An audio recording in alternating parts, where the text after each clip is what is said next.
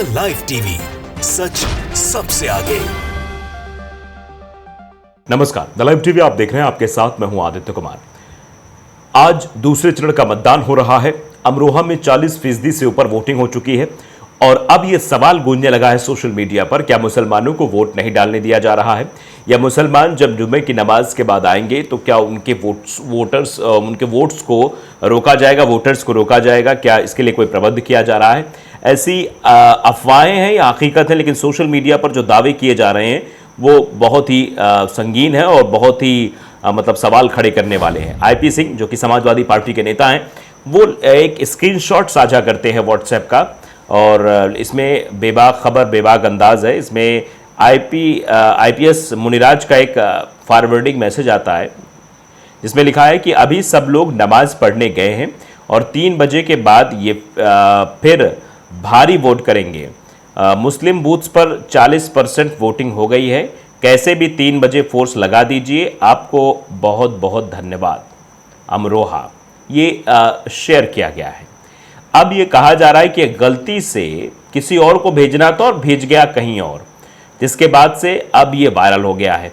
IP Singh x पर post करते हुए लिखते हैं कि डीआईजी मुरादाबाद रेंज ने ये मैसेज मीडिया वाले ग्रुप में जब गलती से फॉरवर्ड कर दिया तब पता चला पुलिस कितना घिनौना काम कर रही है। ऐसा लगता है कि बीजेपी के किसी बड़े नेता ने डीआईजी को यह संदेश भेजा है। आईपीएस है मुनिराज जो अभी मुरादाबाद रेंज के डीआईजी हैं। चुनाव आयोग इसका संज्ञान ले।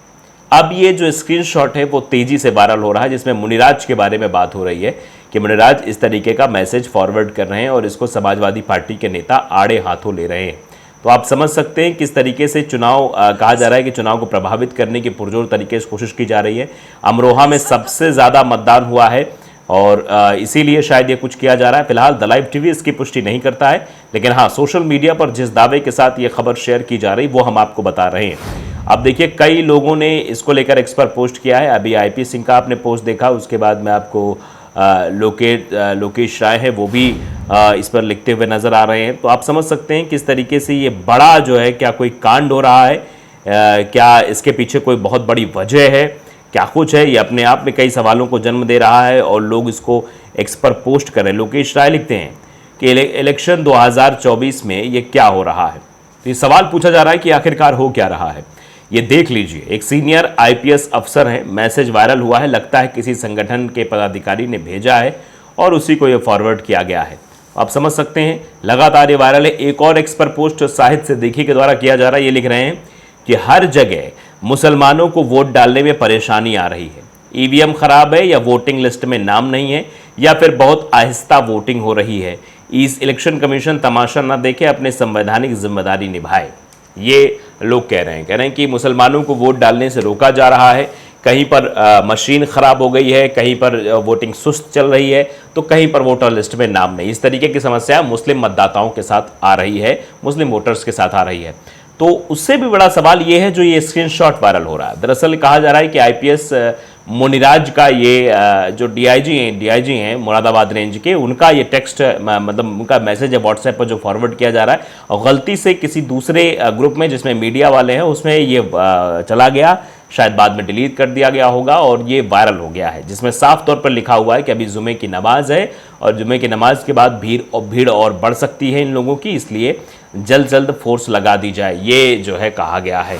अब इसके पीछे की मंशा क्या है, तो दरअसल ये तो इसीलिए एक्स पर पोस्ट किया जा रहा है कि देखिए किस तरीके से ये चीज़ें की जा रही हैं, या फिर हो सकता है कि भीड़ बढ़ने के लिए भीड़ अनियंत्रित ना होने पाए, इसलिए वहाँ पर फोर्स लगाने की बात की जा रही। किस बाबत ये सब कुछ किया जा रहा है फिलहाल ये तो अभी डिस्क्लोज नहीं हो पाया, लेकिन जिस दावे के साथ ये कहा जा रहा है कि अपने आप में बड़ा सवाल है कि क्या चुनाव को प्रभावित करने के लिए ये सब कुछ किया जा रहा है। अब इस पर लोगों का रिएक्शन देख लेते हैं। लोग आखिरकार क्या कुछ रिएक्ट करें, लोगों का रिएक्शन बहुत मायने रखता है कि आखिरकार लोगों को क्या मानना है। विशाल ज्योतिदेव लिखते हैं कि मुरादाबाद डीएम की पत्नी भाजपा नेता है, इसके बाद भी उन्हें बदला नहीं गया। चुनाव आयोग पूरी तरह भाजपा का प्रकोष्ठ बनकर काम कर रहा है।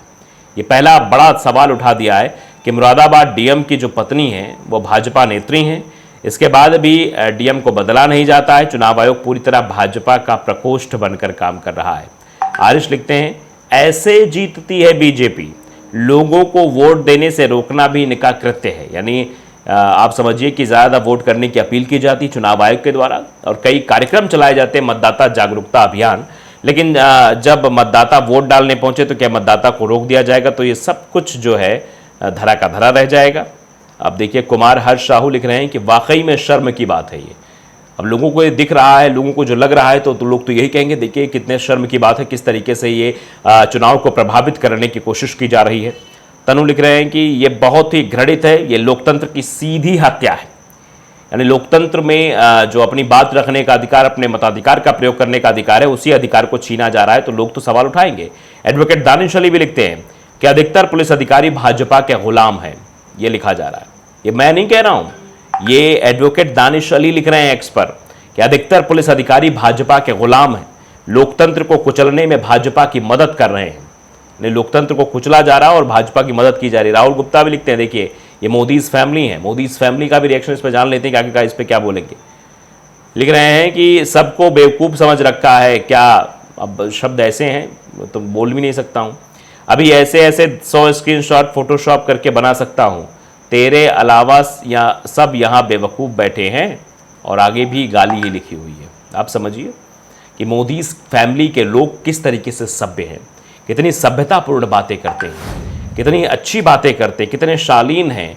भारतीय जनता पार्टी संस्कारधानी पार्टी कहती है, और उसके फैमिली के लोग यानी मोदी के फैमिली के लोग किस तरीके से हैं, इसका आप जो है एक नमूना जो है वो राहुल गुप्ता के रूप में देख सकते हैं। किस तरीके से वो कह रहे हैं, गालियाँ दे रहे हैं, बेवकूफ़ कह रहे हैं, अपशब्द भाषा का इस्तेमाल कर रहे हैं।